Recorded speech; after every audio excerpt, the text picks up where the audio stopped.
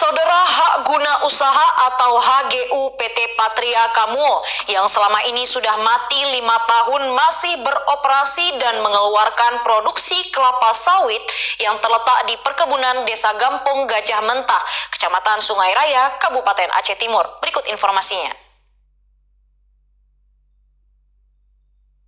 Menanggapi persoalan tersebut, Ketua Fraksi Komisi A DPRK Kabupaten Aceh Timur Irwanda mengatakan perusahaan PT Patria Kamo ini sudah 5 tahun HGU-nya sudah mati semenjak 2013. Namun mereka masih beroperasi mengeluarkan produksi kelapa sawit yang ada di perusahaan tersebut.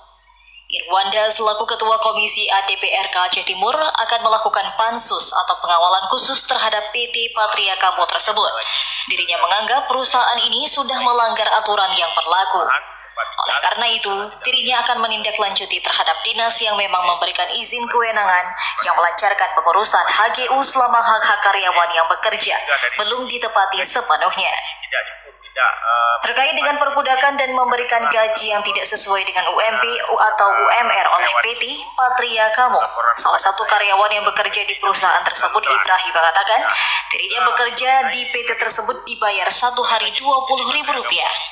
Ibrahim mengatakan kepada perusahaan tersebut untuk dinaikkan gaji karyawan yang bekerja di PT Patria Kamo sesuai dengan UMP atau UMR. Dari Aceh Timur, Said Maulana, TVRI Aceh melaporkan.